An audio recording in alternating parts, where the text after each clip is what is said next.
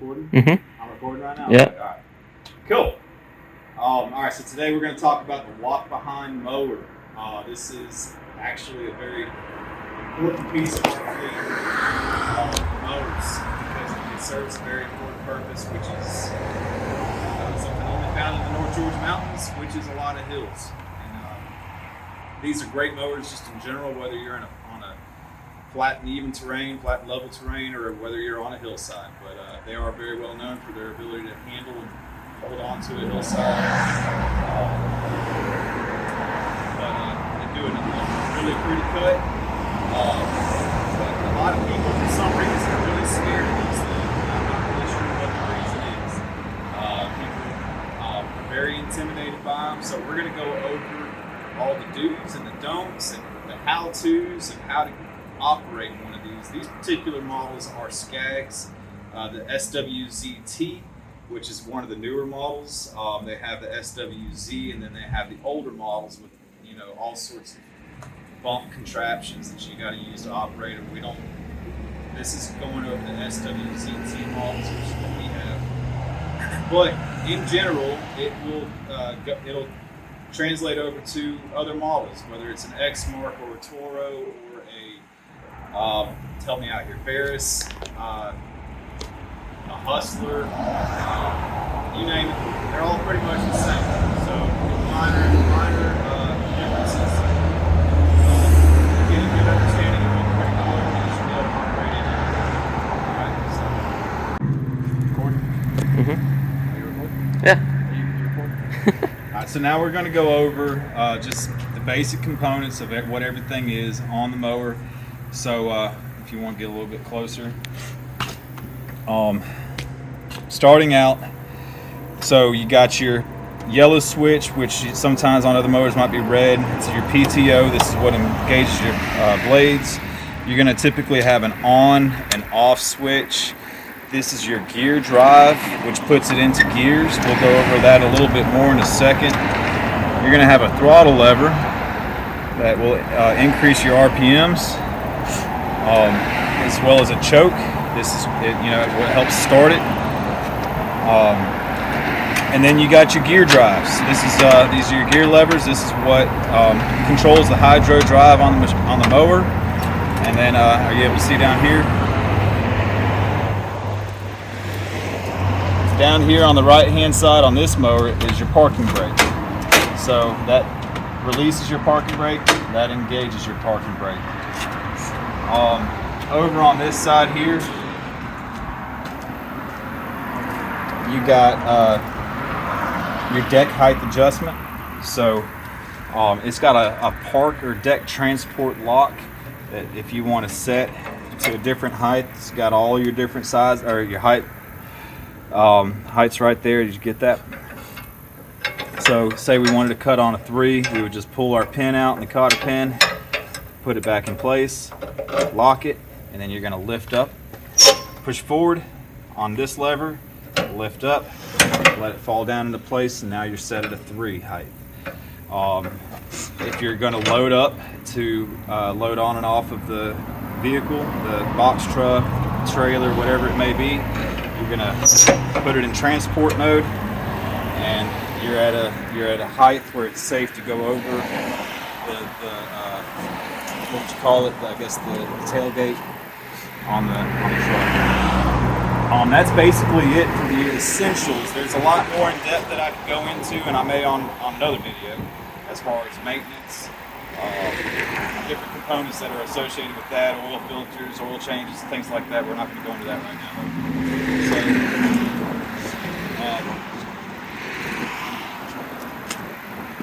Most important thing, and I'll say this once and I'm going to say it again, and I tell all my guys this, is that when you're operating one of these things, they have an easy tendency to get away from you if you don't know what you're doing. But so long as you understand and know that these are your safety levers right here, this is what tells the mower that you are on the mower. If you lose control, don't try to hang on, just let go. That's probably the number one piece of advice I could give you as far as understanding, and I'll demonstrate how quickly it'll shut off Listen, the most important thing is your safety. There's no sense trying to hang on to one of these because you can really hurt yourself. No one wants to damage a mower, but it's way more important to not damage yourself. Alright, so everything needs to be in the right place when it comes to starting one of these. You got to have your parking brake in the on position. You got to have your key in the on position. Your gears need to be in the neutral position, and sometimes you'll have to choke it. Not all the time. Once it's warmed up, you won't have to choke it. Real quick, I want to show you though, before I do start it up, can you get a little closer right here? So let's see how much you got on. You able to see my gears? So pay attention to these levers, right? As I push forward on the gear, these levers open. As I pull back, they close. This position right here that it's in is the neutral position, okay? Hence, these are neutral locks. This right here will put it in the neutral lock position. Anything behind this is the reverse position, and then at that point there, you're at the neutral position again. But again, if you go forward, so say I just put it on a 3, it'll only go that far forward. So this is what's the best way of putting it? I guess a control of your speed, for lack of better words. If I go all the way up to a 7, it's fully open. This is as far forward as it'll go, and this is your forward position. So if you think about it, almost like a 0 turn, pretend like these are 0 turn handles. You know, if I'm in my neutral position and I want to go to the left, then I'm going to push forward with the right, and I'm going to hold back on the left. So this is reverse of my left wheel, reverse of my right wheel, forward of my left wheel, forward on my right wheel. Does that make sense? Did I say that right? I think so. Yeah. Okay. So it's important to kind of understand the concept. It's not a whole lot different than a 0 turn mower. Some people just overthink it. All right, let's give this thing a start. So just to kind of demonstrate, if my parking brake is on or off,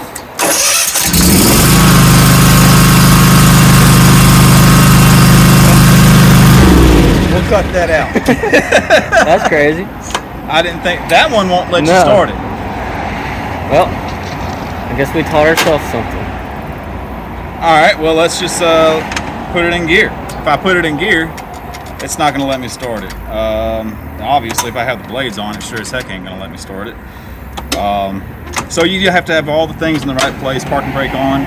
I would just say parking brake on, because why would you want to start it with parking brake off? All right, so let's go through and let's start her up.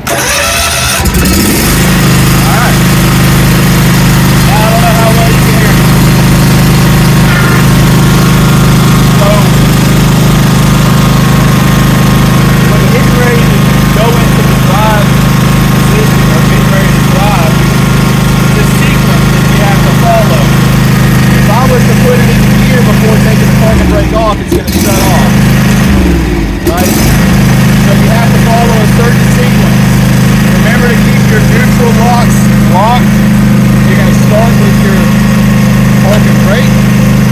You're going to put it in gear with your neutral locks in the lock position. Find yourself a comfortable gear. If you're first timer, start at a 2 or a 3. So we'll just put it at a 3 for now.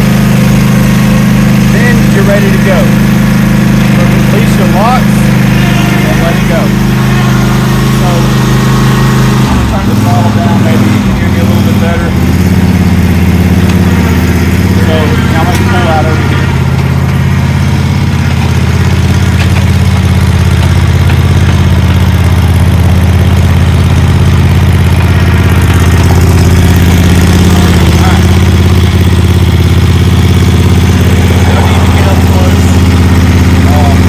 But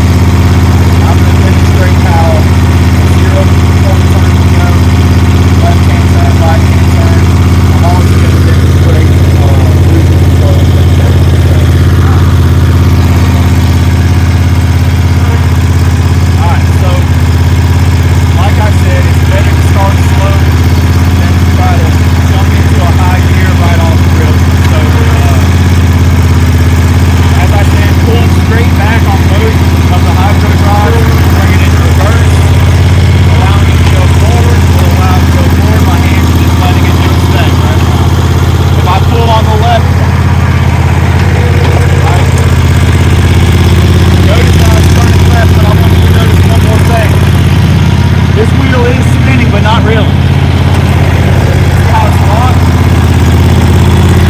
I'm going there in a second. Now right inside. Pull on right inside. Now this one feels okay. Now to go into a true 0-point turn, you need to go not to the neutral position to allow it to run. Down to the neutral position right now while it's long. Do a true 0-point turn. You need to go beyond the neutral position. Allow one side to go forward, so I'm going to turn left. Just need to focus on this wheel. You don't have to kind of follow it around. So I'm going to go beyond into the reverse position.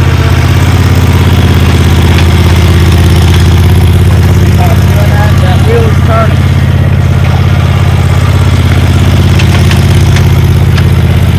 So both wheels are turning. The reason why that's important is if you're in a tight spot, you need to make a hard turn. You don't want to tear up the grass.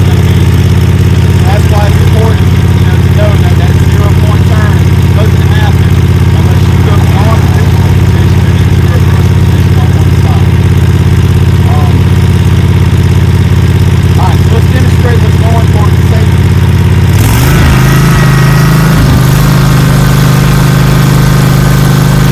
Say this thing gets a hold away from you. Gets away from you. Just let her go. Because we don't want those guys coming for you. Couldn't time that more perfect.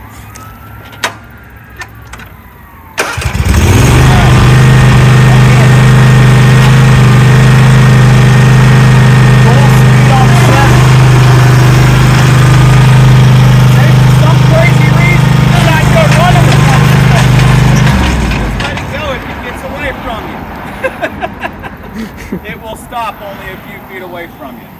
If you try to hold on to it, you will hurt yourself.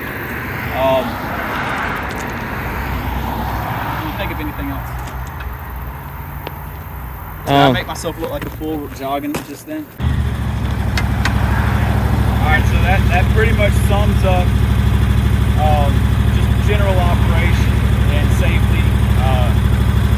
The only thing I can really think to add to it is that, the slower your throttle is, and, you may be on, let's say, a 2, right? And then if my throttle's all the way down, I'm on a creep. I'm not even moving right now, even though I'm letting it go. But in order to move, you're going to want to be on full throttle. Now, that's the half throttle right there. Turn around.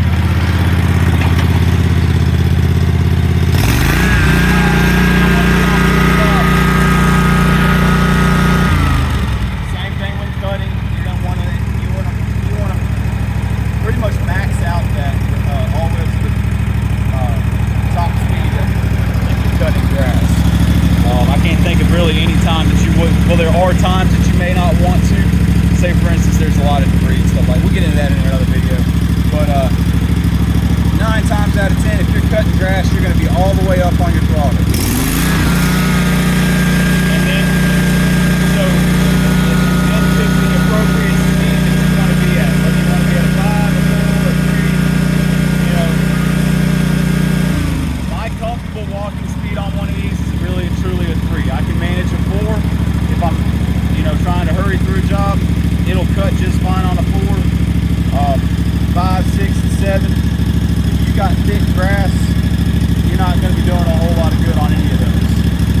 So 3, 4, and 5 are just typical standard operating speeds, but on full throttle. All right, that's it for this one. Let's come over here to this one. All right, so say, for instance, you have a model that has a pull start instead of a key start. The model I just showed you has a key start ignition. All you got to do is turn the ignition. This one is a pull start. This is actually our first mower, our first walk-behind mower that we ever had. And I'll never forget my first time on it. That was something else. This thing has been with us for a long time. It's got some things that are missing. Such a simple fix, we should just go get one. But overall, this thing's been through a lot. But we love her. She's very important to us. and we still use her like crazy. Notice how I'm calling her her. All right, anyway, pull start, everything else is the same. You got your park and brake, you got your, everything kind of needs to be in place. However, this one, if I'm not mistaken, that one would start with the brake off. This one will not, right? Am I right? Or am I just crazy? I don't think so.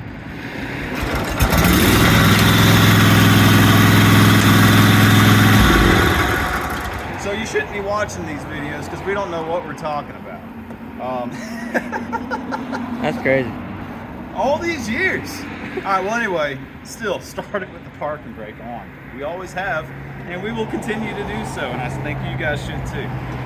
Park and brake on, you do have to have the key in the on position. This will have to be in the neutral position, just like the other one. Neutral locks on this one are a little bit shabby. Ignore that part. And like I said, sometimes you'll need to choke it, sometimes you won't when it's warmed up.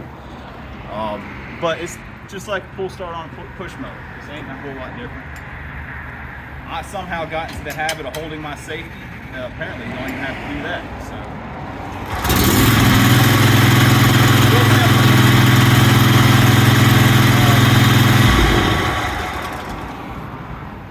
Aside from that, everything is the same. They do come with this Velcro attachment. There's all different varieties. These are a little bit of a learning process. If you have any experience backing up a trailer, then you should be able to go in reverse with one of these without too much of a problem. But I highly recommend, if you've never been on a walk behind mower, don't start with the Velcro or sulky, or whatever they call it. I call it Velcro. I wouldn't start with one until you're a little bit more comfortable with the controls, because losing control while on a sulky is a whole nother story. We've all done it, and there's been some really hairy situations that have been in the history of Four Seasons Landscape Company for sure. But until you're familiar with and comfortable with the controls, walking behind this mower, I would not attempt to walk behind one of these. I think that's it. So if you have any questions, you can always ask myself. I'll be happy to answer any questions, spend some time with you directly if I'm able to. That's if you're an employee of ours. If you happen to see this video and you're all the way in California, I'm sorry, I probably won't be able to do that for you, but I will be happy to help you out any way I can. All right, that's it. And then until the next one.